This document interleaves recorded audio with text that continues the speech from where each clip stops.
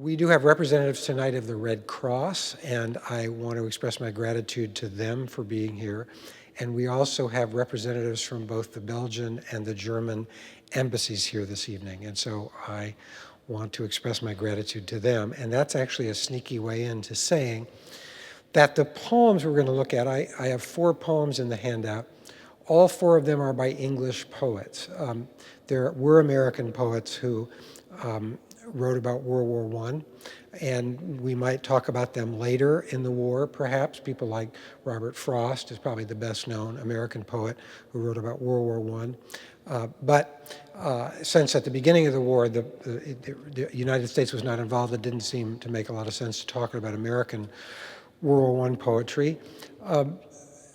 And I have to confess the limits of my education, and that is to say that I don't know anything about the impact of World War I on continental literature. So I have neither Flemish nor French nor German poems to share with you this evening.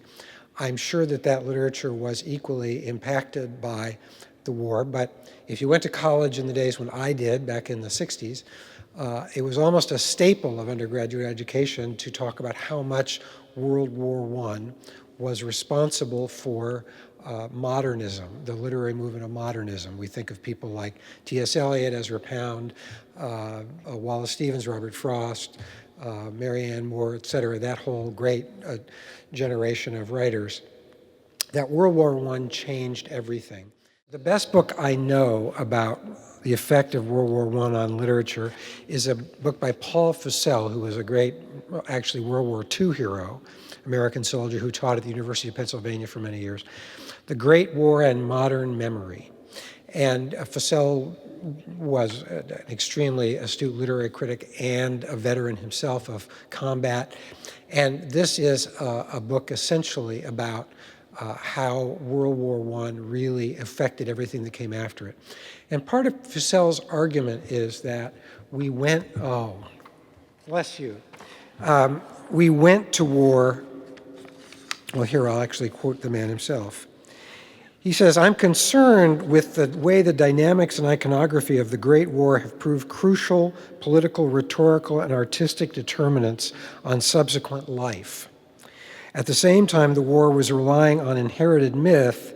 It was generating new myth, and that myth is part of the fiber of our own lives.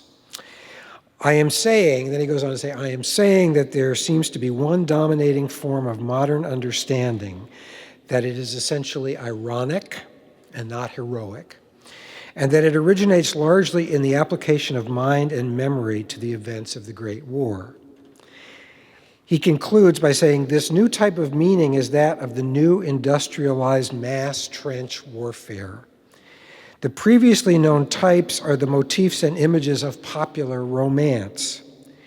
Details of narrative persuade us with all the power of art that the Western Front is not King Pelham's land," and King Pelham was the fisher king of the Arthurian legend, whose lands are laid waste. "That it will not be restored and made whole ever by the expiatory magic of the Grail. It is too human for that." So Paul Fussell's argument in this book, and I think it encapsulates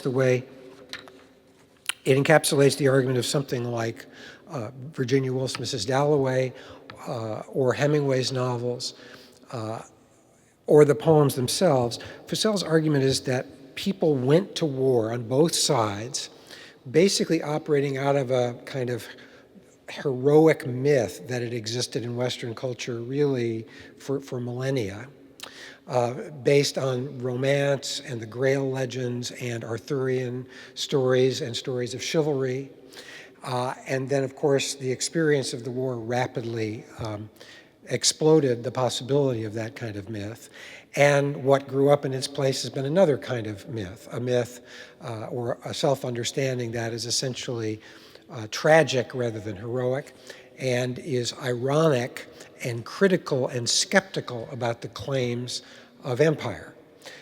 because the more you know about the origin of World War I, the more we realize that, except for innocent Belgium, which just found itself kind of run over in the process, all the other combatants in the war were an interlocking series of empires that all had gigantic territorial ambitions and alliances with each other that got triggered, and then the carnage broke loose. So the experience of reading World War I poetry is not like the experience of reading Victorian war poetry. I mean, if you just think of the poems, The Charge of the Light Brigade, or the great sort of heroic poems of Rudyard Kipling, who actually also wrote World War I poems himself.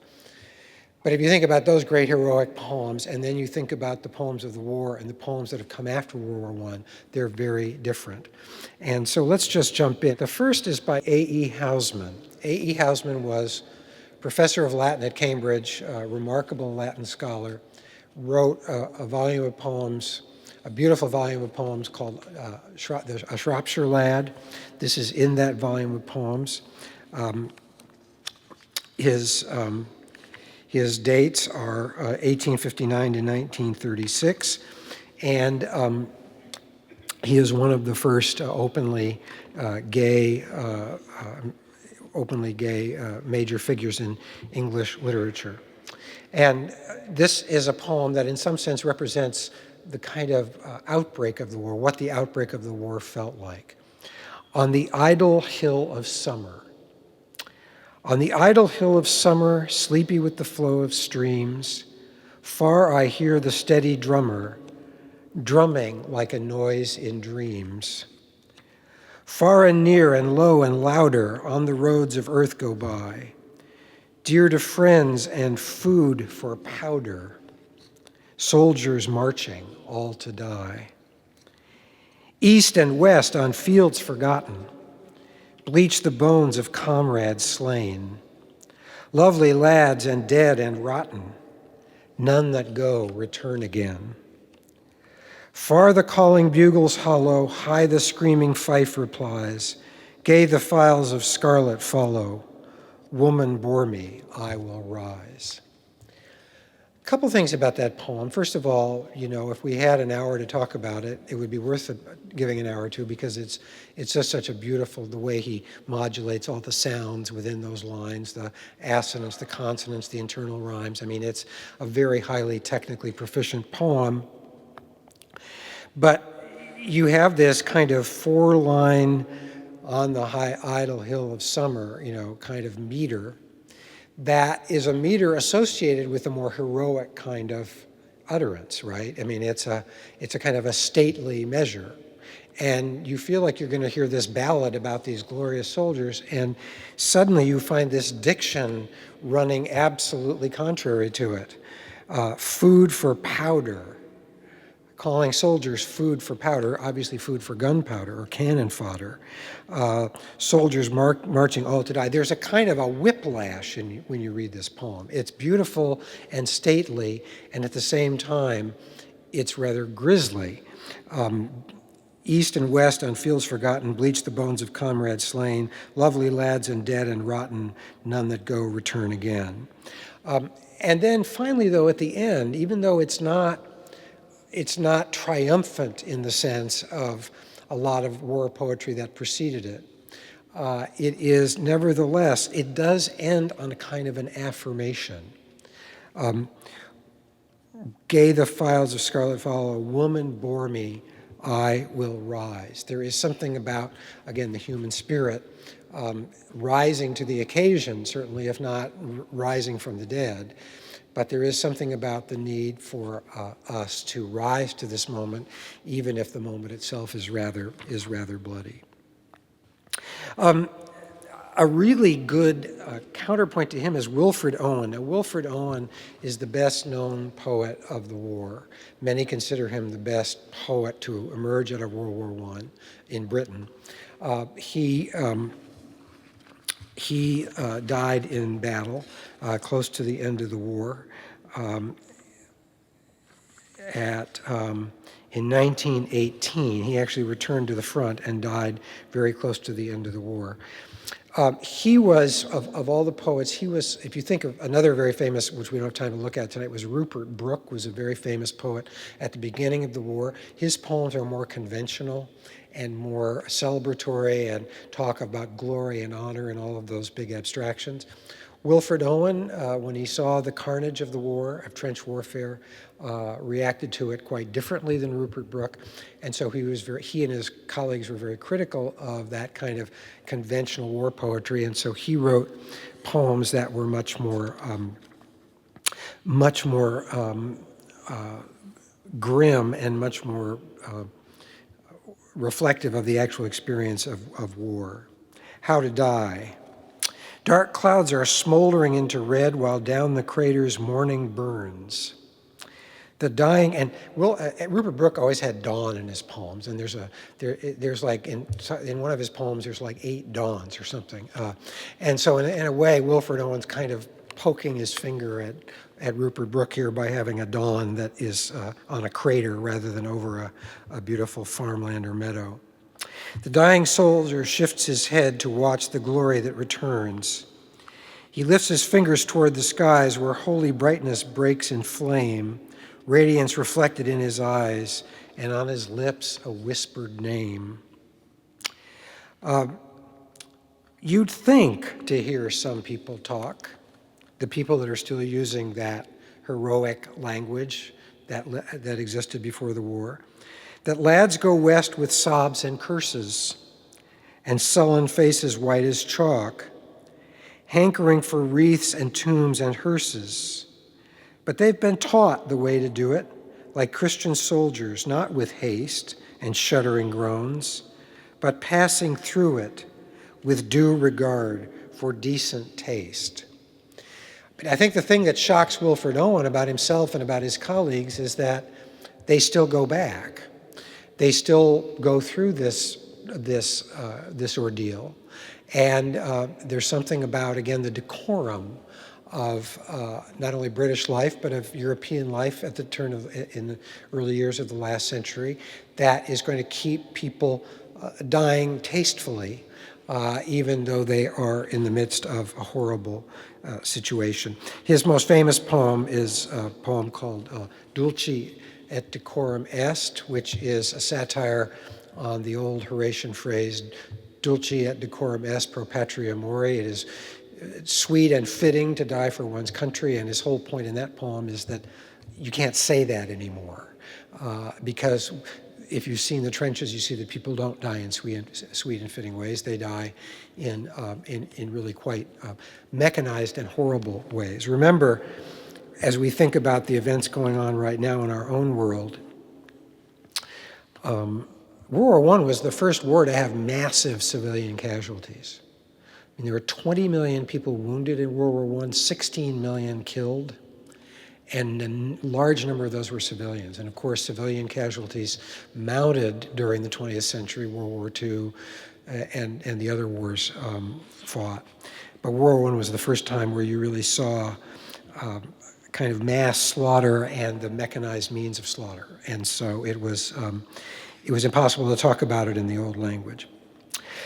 It's not all so grim. Let's look at Vera Brittain. And it wasn't all written by guys. Vera Brittain is a very interesting woman. Vera Brittain was a feminist. She was a graduate of Oxford, and she became a VAD nurse. Anybody know what a VAD nurse was in World War I? Volunteer Auxiliary, I think it was a Volunteer Auxiliary something other. She was a VAD nurse. She served in Belgium, and this is her poem called Hospital Sanctuary. I think the point I want to make is that most of the poems about the war talk about the grisly nature of the war. But one of the things that the Edith Cavell experience shows us is the extent to which there really was, it may not have been glorious and beautiful the way we have come to think of wars before that, but there was still a lot of heroism, there was a lot of sacrifice, there was a lot of nobility in this war. And Vera Brittain, as a nurse, and then she left and came back and became a novelist, and lived a good long time. She lived to like 1970. This is a poem from her experience of working in a hospital. When you have lost your when you have lost your all in a world's upheaval, suffered and prayed and found your prayers were vain, when love is dead and hope has no renewal, these need you still come back to them again. When the sad days bring you the loss of all ambition, and pride is gone that gave you strength to bear, when dreams are shattered and broken is all decision, turn you to these dependent on your care. They too have fathomed the depths of human anguish, seen all that counted flung like chaff away, the dim abodes of pain wherein they languish, offer that peace for which at last you pray. And this is, of course, I think, addressed to the soldiers. In other words, you have this sanctuary. You come to the hospital as a sanctuary, but realize that the women serving in the sanctuary are suffering in their own way, that they too have lost, that just as you have lost on the battlefield so much, the women who are providing you sanctuary have also lost so much. And obviously, I think one of the things I would hope to do, and there's a wonderful book, by the way, if you want to read more, there's the Penguin Book of First World War Poetry, which I highly recommend. There are a lot of women poets in here, and I would hope that over the course of the next 5 years, as we remember World War I, that we will also really restore poets like Vera Brittain to the prominent place they deserve, because it does seem to me that that kind of macho nature of the poetry that we've read publicly for so long has made it look like a male thing. But that poem reminds us that women bore their own share of the suffering. The last poem, and I'm just going to trot through this, is by Philip Larkin. Philip Larkin is the one poet in here who did not live through World War I. He was born in 1922 and he died in 1985. He was, for most of his career, the university librarian at the University of Hull, and he famously declined to be poet laureate. He's an interesting guy. They keep on finding all these salacious letters he wrote and things like that, and had an interesting life. But this is a poem called 1914 that he wrote late in his life. And it's a kind of an imagined recreation of the beginning of the First World War. And I'm just going to read it, let it stand for itself, and then introduce our artist. Those long uneven lines standing as patiently as if they were stretched outside the Oval or Villa Park. The crowns of hats, the sun on mustached archaic faces, grinning as if it were all an August bank holiday lark. And of course, Lark, his name is Larkin. He uses the word lark a lot as a little joke.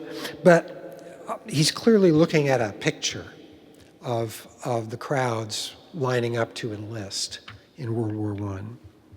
And the shut shops, the bleached established names on the sunblinds, the farthings and sovereigns and dark-clothed children at play, called after kings and queens, the tin advertisements for cocoa and twist, and the pubs wide open all day. And the countryside not caring the place names all hazed over with flowering grasses and fields shadowing doomsday lines under wheat's restless silence. The differently dressed servants with tiny rooms in huge houses, the dust behind limousines. He's recreating this moment before the start of the war. Never such innocence, never before or since, as changed itself to past without a word, the men leaving the gardens tidy, the thousands of marriages lasting a little while longer. Never such innocence again. Very powerful little poem, I think. And it reminds us that there are events in human history that do change human history, and World War I is clearly one of those. Here's my last pitch before I introduce Brian Whelan. A friend of mine that I used to teach with, I was talking about selecting these poems, and he said that that the best show he had ever seen about World War I was the BBC series The Great War, narrated by Michael Redgrave. That entire series is on YouTube. It's not available, you can't get the DVDs, you can't get it from any place, but it's all in its all 12 or 13 episodes is on YouTube. And I've watched the first 4. And what's fascinating, of course, is it begins with King Edward's funeral in 1910, and every crowned head of Europe, including Kaiser Wilhelm, who was his cousin, were there. And it just shows you the world that existed before the war. And of course, we all know the world of the Great Gatsby and everything that existed after the war. This was really a moment when things changed. And we are the inheritors of that change. We're the inheritors of that, I think, in some positive ways. I think it has made us more skeptical about power. I think that war has made us more empathetic with human suffering, both for our soldiers and for non-combatants. But I think that war, as Philip Larkin says, has left us with never such innocence again.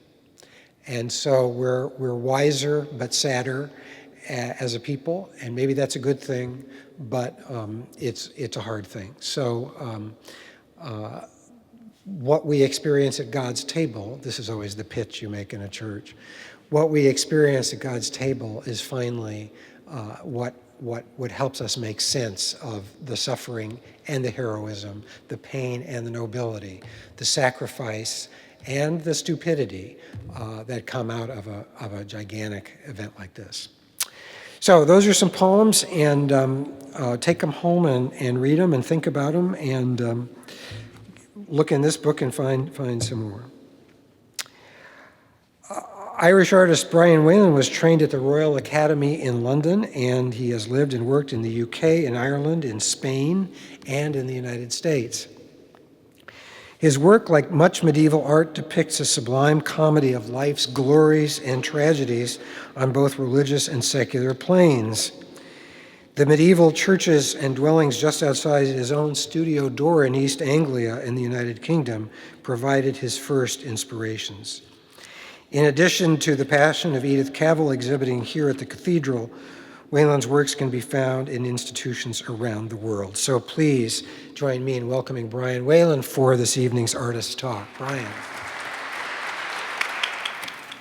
Even small villages in Britain of only 100 people or so will have a monument to the Great War. In some cases, all the young, able-bodied men of a village were taken. The Somme, Ypres, Mons, Passchendaele are names of battles inscribed on monuments the length and breadth of Britain. The figures of war dead speak for themselves. Poppy wreaths of wartime remembrance are often seen at these memorials, laid in tribute to those men and women. The poppy, which is really a weed, is often the first to flourish in freshly dug earth or where a bomb has exploded, as in the fields of Flanders. In classical mythology, the poppy signifies sleep, peace, and the promise of resurrection after death. These powerful symbols, memorials, reminders explain why the Great War looms so large in the cultural consciousness of the people of Britain and in Europe to this day. Add to this the extraordinary image of men with swords leading regiments into machine gun fire to the sound of bagpipers in kilts, sometimes recorded with the aid of the new cinematic photography, describes the clash of the old world with the new mechanized war of the 20th century. Amongst this chaos, brutality, horror, slaughter, we find the daughter of a Norfolk country clergyman, Nurse Edith Cavell. Edith was little known to the general public before she died. Her fame, the image presented to the public in the early 20th century, was tied up with her cruel execution and painted in patriotic colours.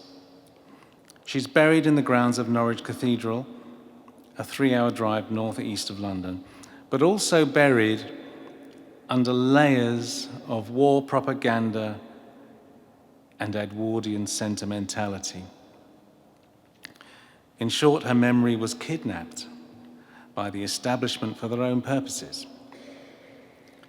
To give an American audience a taste of how much she's ingrained into the consciousness of several countries, dedications to her include streets 39, memorials 9, nursing facilities 17, schools 19, a shopping centre, a radio station, a mountain peak in the Canadian Rockies. Edith was a popular name for British, French, and Belgian children. Edith Piaf was named after her. A rose, a pub, a bridge, and a black and white Hollywood film, which I saw as a 10-year-old, starring Anna Neagle and co-starring George Sanders. So, this was my challenge. How does an artist 100 years later find a way to approach Edith Cavell? Reverends Peter Dole and Philip McFadden of Norwich Cathedral wanted me to look deeper into the story of Edith, and I promised them I would.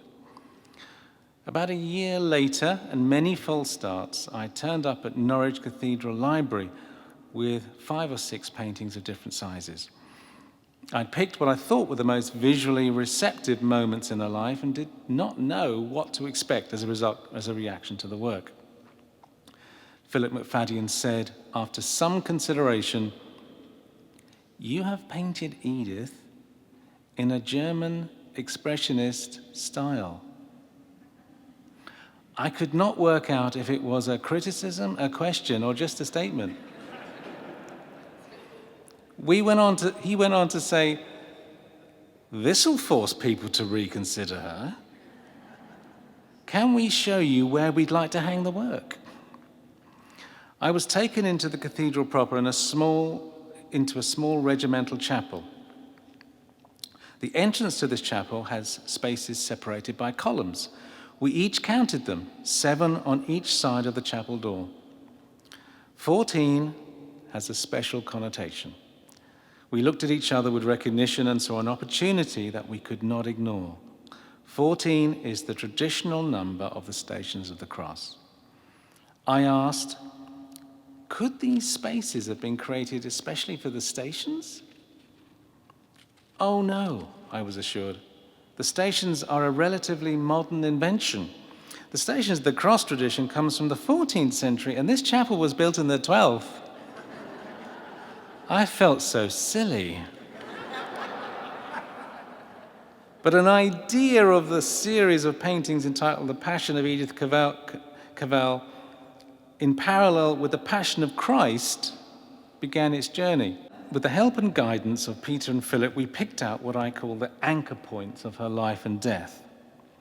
The 7 top layer paintings will go on the left side, and the bottom layer will go on the right side of the door into the chapel. I gave each painting a one-word title. The first 2 stations are based on the example of the apocryphal Gospels, especially the infancy Gospels of Thomas, where childhood stories about Jesus reveal his true identity. These first 2 panels open the series because they show some antecedents, like Christ teaching in the temple. I wanted some examples of her extraordinary character as a child and a young woman prior to heading to the front line. Charity. Serving others, for example, serving others before herself. In this case, some of the elderly of her village before having her own meal. This has been documented. Faith. Raising money by selling paintings she had made and using the money to establish a Sunday school room built on the side of her father's rectory for the children of the village. The story goes that she wrote to the Bishop of Norwich for help, and he said whatever money she could raise, he would match it. When she had half the amount, she reminded the bishop of his promise. Duty. Edith was at home in Norfolk for a break when war broke out. Edith could have stayed out of the conflict, but felt compelled to go to the front, not for the usual patriotism, as typified by the flag seen on the platform, but from her loyalty to her fellow nurses. She had helped to set them up a modern training college for nurses in Belgium, and to the needs of the wounded and dying. Death, you might notice, hides in the carriage. Imitation. This title refers to one of the most well-known books on Christian devotion, a book she read before and during the long, lonely period of her imprisonment. The book is called Of the Imitation of Christ by Thomas à Kempis. This book had a profound effect on her and added to the spiritual dimension and shape I needed to organize the series. The figure of Christ makes an appearance in two places, both in the middle of the 7 designs. The author, Thomas à Kempis, with quill in hand, appears at her shoulder.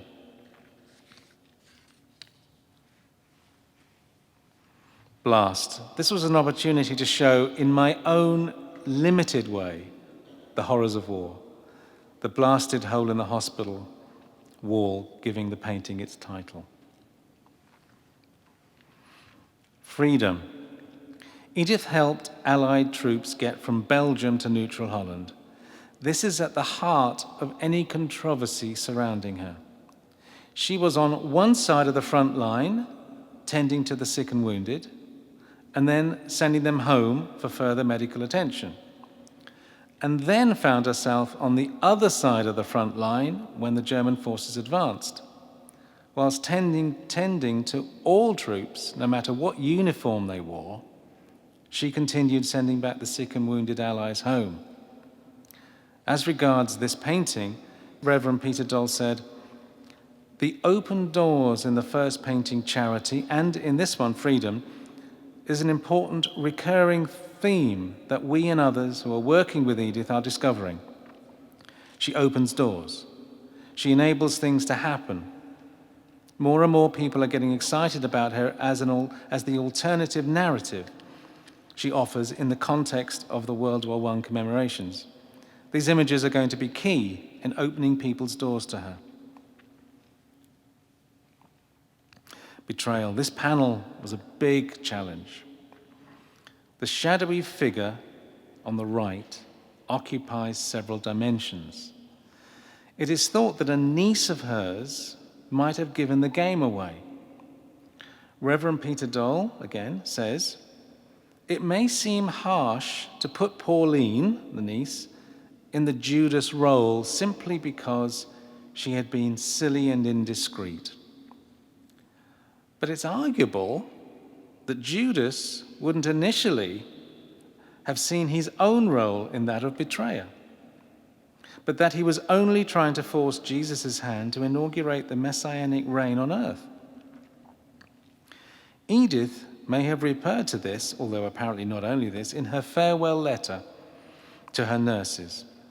This is what she said: "Beware of slander, I must tell you, I who love your country," she was talking about Belgium, "with all my heart, that this has been a great failure here. During these last 8 years, I've seen many misfortunes which would have been lessened if a little word had not been whispered here and there, perhaps without evil intention, but which destroyed the happiness or even the life of someone. Nurses all need to think of this and to cultivate loyalty and team spirit amongst themselves." The kiss is the symbol we all recognize from the Garden of Gethsemane for betrayal. Judas kisses Jesus to identify him. Edith's niece may well have kissed her, but I have left it ambiguous. Is the figure kissing or whispering? Is the figure Edith's niece or Judas? or a maligning spirit, or what was often feared, careless talk leading to fear and suspicion? The ambiguity does the job. Arrest. More dramatic than some of the others, the drama is concentrated on her face in the torchlight.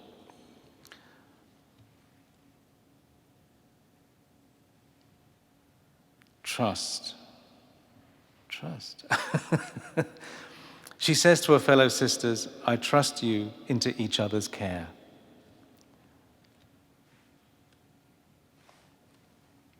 Trial. The trial only lasted a few minutes. She did not defend herself and openly admitted what she had done. I wanted her to look isolated, bleak, colors cold. The design had to be very simple. Communion. An Anglican priest was allowed to administer to her the night before she was executed. Here I have placed the Holy Communion, Christ's sacrifice, central to the painting and central to her thoughts. The flowers in the painting, flowers were sent to her cell by the nurses, are the roses that were later given Edith's name. After communion and at the end of their time together and with their minds set on the following morning, Reverend Sterling Gahan said they recited the hymn, Abide with Me. I discovered this after I had painted the execution scene. The first line was particularly poignant to me. This is the line, this is the verse of Abide with Me, the first verse. Hold thou thy cross before my closing eyes. Shine through the gloom and point me to the skies. Heaven's morning breaks and earth's vain shadows flee. In life, in death, O Lord, abide with me.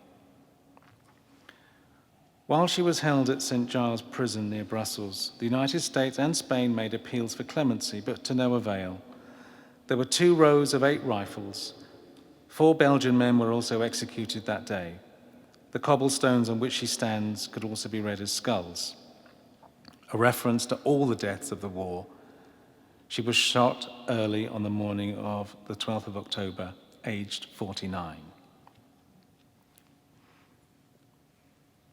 A communal burial ground close to a prison is usual, a simple wooden cross to mark the spot.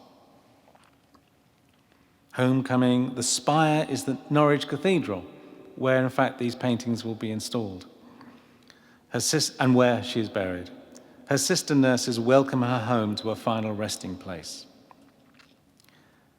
Can I conclude by thanking all of you for being here tonight and the staff of Washington National Cathedral for hosting this evening, with a special thank you to Gary Hall, the Dean, and Ruth Fry for making it all run so smoothly. I'm also very grateful for the trust put in me by Norwich Cathedral to do this commission, and I have found the experience, which I saw as a challenge, turn into one of those open doors that the Reverend Peter Dole was so excited about. Quite apart from learning about Edith whilst painting her, I think I also grew spiritually, and I hope, having seen the paintings tonight, something of my experience of her is taken home with you. Thank you.